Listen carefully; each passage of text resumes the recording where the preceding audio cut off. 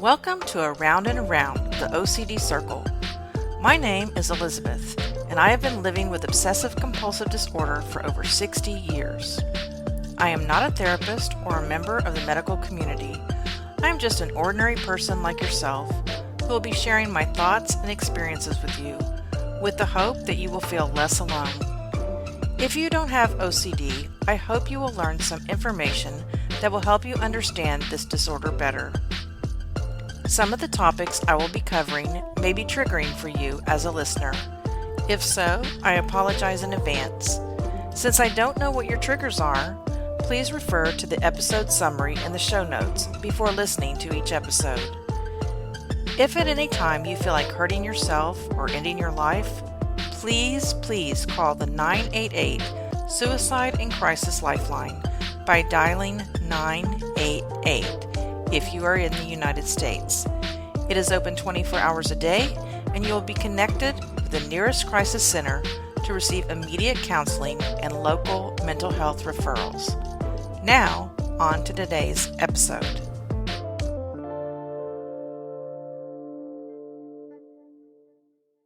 Hi everyone, thanks for joining me on another episode of my podcast, Around and Around the OCD Circle.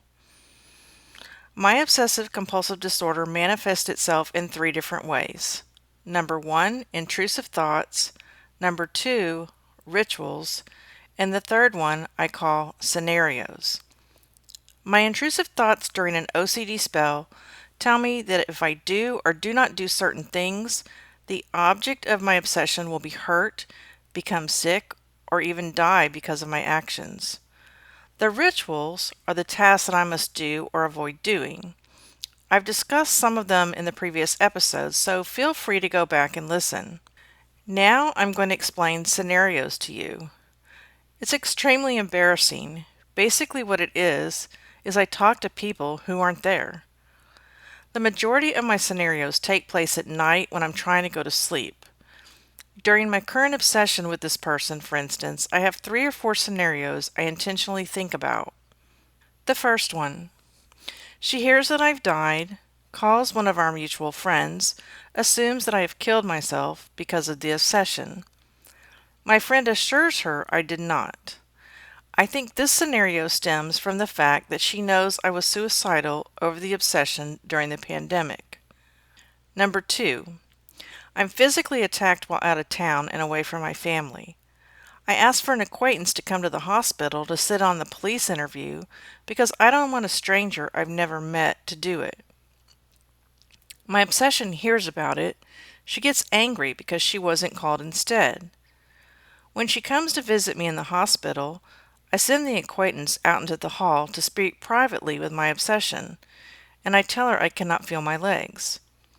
She tells me I probably had a spinal, maybe it hasn't worn off yet, and to tell a doctor or nurse. She then asks me why I asked the acquaintance to step outside, and I say, because I trust you. I believe this scenario comes from the fact that I still do trust her in real life, because she has kept my obsession secret. Scenario number 3. My obsession comes up to me in a meeting. I haven't seen her in many years. She asks if we can go talk somewhere. We go outside. She asks me if I'm still obsessed with her, and also if I think we can ever be friends again, to which I reply, it's not a good idea. I believe this third scenario takes place because I know we can never be friends again. Our friendship was a consequence of this damn disorder, and I don't think it is repairable. Also, she has a very strong, opinionated personality. She never avoids confrontations over her beliefs. And I don't do well with friendships like that. I'm more of a peacemaker. I take things very personally, and I think I would end up walking on eggshells not to anger her. So while I'm laying in bed trying to drift off to sleep after taking a shot of NyQuil or drinking a glass of wine, I pick one scenario and I play it through my head. And if I'm not asleep at the end, I go to the next scenario, and so forth. Usually before I finish the third one, I'm asleep, but not always. I have been dealing with these scenarios since grade school. The first one I can ever remember is that I went to my fourth grade teacher's house, I believe, and I told her I was running away, and she let me go. I don't think I was feeling very good about myself in fourth grade. Now, scenarios used to really bother me. They make me feel very different. They're very embarrassing, but I don't worry about them much anymore. I think they're my way of coping with the outside world and also with my OCD.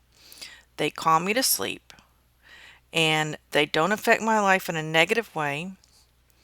And I have to be thinking of something every waking hour of the day. I don't know if you're like that, but that's me. I cannot simply think of nothing, or my intrusive thoughts will creep in.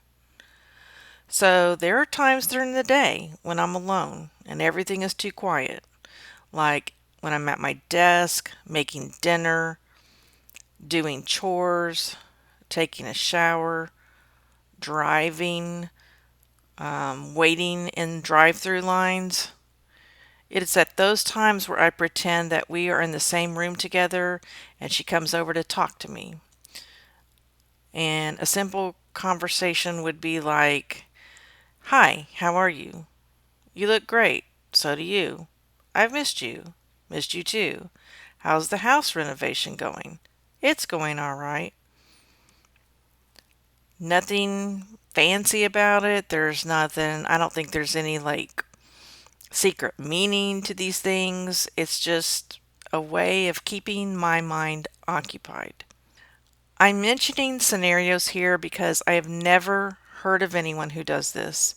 Sometimes I even speak them out loud under my breath so no one will hear them. I literally feel that I'm the only one in the universe who does this. So please leave me a comment on my social media or shoot me an email if you do these as well. It will make me feel less alone. You know, we all cope with this disorder in different ways. And I believe my scenarios are the mentally and physically safest for me. I believe I developed this since I was a young child to cope with everything, to take myself away from worry, stress, pain. It's like going into my own little world. It's a safe space for me. You, my listeners, are the only ones who know about these scenarios, other than my therapist, and it feels good to admit, and I feel a burden has been lifted off of me just by revealing this secret to you. This is the reason none of my family will ever receive a link to this podcast. It is private between you and me.